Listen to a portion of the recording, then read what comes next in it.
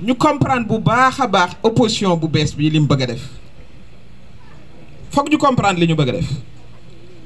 ñoom li ñuy jéem a def te amuñu ci succès nag ndax sénégalais yi seen xel ak seen intelligence la ñu àndal la ñu bëgg mooy dal gi ci réew mi may fàttali heure bii daaw ci ba yan tolof-tolof lañ ne woon ak li tubaab naan optimisme bi maanaam yaakaar mi nga xam ne sénégalais yi am nañu ko te mu juddoo ci changement bi nga xam ne moo am le 24 mars muy lu mel ni danoo libérer Sénégal ñoom la ñu bëgg mooy fexe ba loolu gaaw a dëñ ñu ànd ci nag ak di wax lu amul ànd ci ak wax ju ñaaw ànd ci ak manque de hauteur pour certains lañ ca wutu aussi mooy fexe ba ñoom seeni ñaawteef nit ñi fàtte ko te loolu kenn mënu ko fàtte kenn mënta fàtte li tolloog 60 xale yu ñàkk seen bakkan xale yooyu seeni wayjur duñ leen ñaanali jabar xale yooyu seeni wayjur duñ leen mës a ñaanali jabar ndax dem nañu ñooñu duñu leen fàtte ba mukk lanu bëgg aussi mooy ñu fàtte le scandale des 1000 milliards bu fonds Covid ba nit ña nga xam ne ña nga doon dee di feebar am ñoo xam ne ñoom seen xel te di bokk ci ñoom ci luubal alal booba la newoon.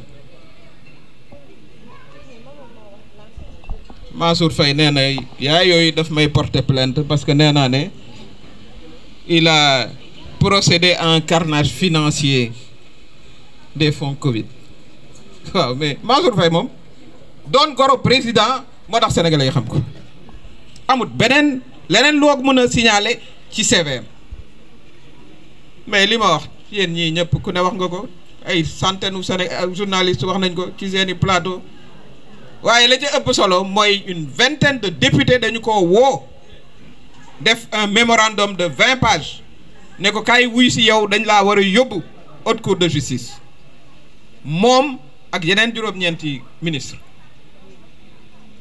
waaw kooku war naa taxaw fii naan ma ngay dem tribunal ak yu ni mel moom dafa xamul ne gorom newatu fi gorom dem na te fini gorom dem na la ñu bëgg aussi ñu fàtte mooy suñu suuf si nga xam ne ñoo ko bokk bi ñu saax-saaxee ñu naan la ab député 2 hectares voilà ab ministre 4 hectares am na yoo xam ne yi nag wax dëgg yàlla mais en tout cas ñu ngi féliciter suñu autorités yu bees yi nga xam ne ñoo dakkal loolu dal di annuler lépp faase lépp ndax suufu Sénégal nag ñoo ko bokk li nga xam ne moom la opposition bu bees bii di jéem mooy ñu faase ci xelu nit ñi di jotaam te mu doon ay mesures yu am solo man économiste la inflation maanaam yokku njëg yi ci àddina bépp looloo fi xew ñu nekk Italie ñu may dégg ñu nekk Amérique ñu ngi may dégg ñu nekk France ñu ngi may dégg prix day yokk doo dem ba Amérique ñu ne la prix wàññeeku na abut wala nga dem France ñu ne la wàññeeku na fii ci Sénégal ba ñu ñëwee ci téeméeri fan yu bees yi wàññi nañ fi njëg yi kooku dañuy saluer mesure bu am solo boobu nga xam ne vraiment jëm na ci jàppale njaboot gi ak borom kër yi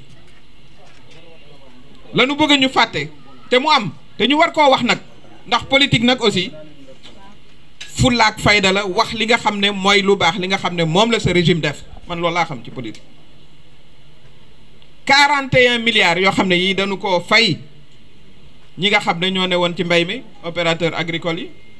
41 milliards waaw loolu ci téeméeru fan te bor ba doonoonu ati at te l'essentiel des Sénégalais di dundee mbay kooku il faut le saluer il faut même féliciter vraiment suñu autorités yi ci loolu la ñu bëgg aussi ñu fàtte mooy dañu fee bàyyi ay bor pour étudiants yi fayuñ ko ba ñuy dem ku ko fay gouvernement bu bees bii ñoo ko fay mbuurkaat wax naa ko ñu nangu lépp nag delloowaat ko askan wi parce que suufu Sénégal nag ñoo ko bokk war nañoo dem nag ba xam bés bu ñuy def lotissement yan critères la ñuy teg en place pour que képp kuy sénégalais vraiment boo sa bu ci sa chance nekkee nga mën koo am ñoo xam dañuy tirer au sort bu ñu définir ay critères yi beral loxo ña nga xam ne ca gox ba nag ñoom ñoo fa nekk mais sénégalais yépp ñu yem ci suufu Sénégal la ñu bëgg aussi ñu fàtte ko te ñu war di ko fàttali mooy président Bassirou Diomaye Faye ca campagne ba dafa ne woon man buñ ma falee damay tekki samay ndombo tànk ca parti ba mu bokk mu def ko loolu am na solo te dee njaaxaanaay gouvernement bii ñuy wax mais gouvernement rétréci la li tubaab naan dañoo rationaliser ministères yi loolu yëpp pour yaxanal alalu réew mi la yóbbu ko ci priorité yi lu ñu daan gis bu njëkk 40 et quelques 45 ministères gis nañ fi gouvernement wu 45 ministères gis ay ministres auprès de ministres loolu gis nañ ko fii waaw loolu yëpp jeex pour rationaliser loolu aussi foog ñu koy wax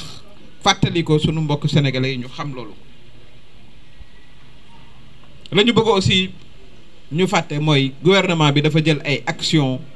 yu am solo ne dañuy renégocier waat les licences de pêche def naa ne acteurs u pêche yëpp d'accord nañ ci ndax nañ doon joxee pêche yi licence de pêche yi amuloon benn transparence defe naa ne loolu jën ñu am 800 kilomètres de côte jën pêche dafa di secteur bu am solo mënuñoo jox suñu licence yi rek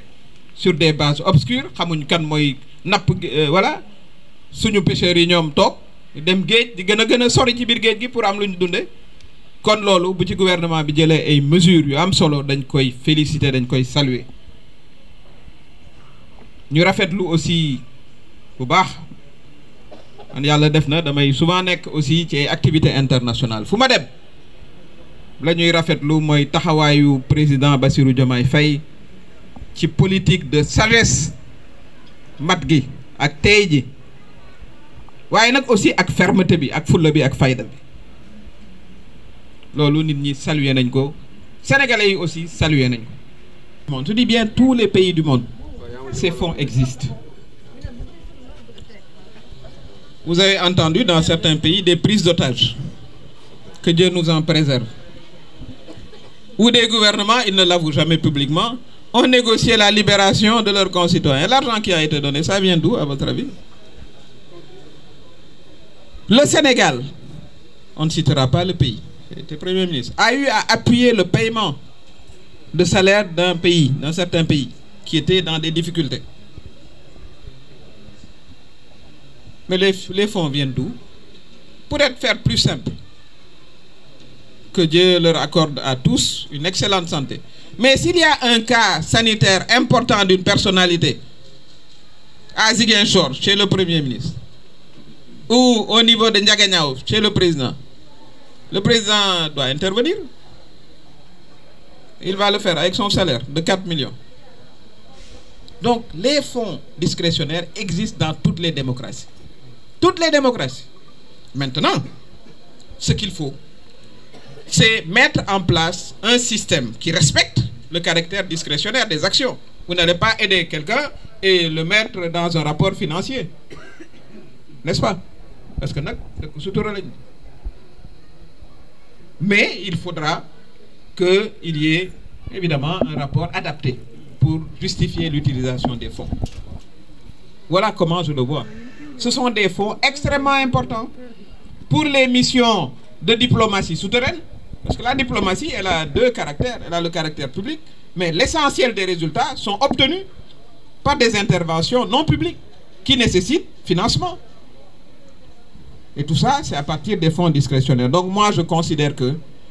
c'est important que ces fonds existent, mais il faudra mettre en place un système qui permettra de rendre compte sur leur utilisation.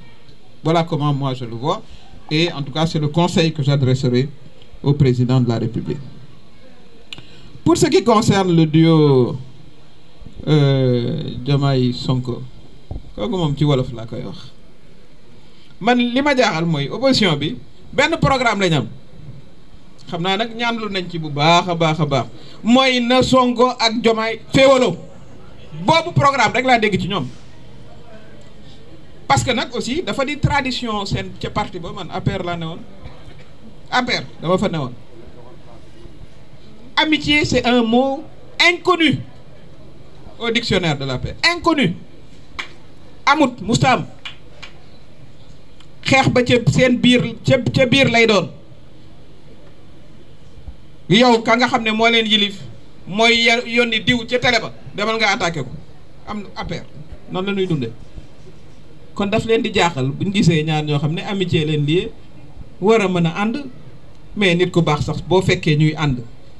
mais da nga leen di ñaanal jàmm loola yorolu jullit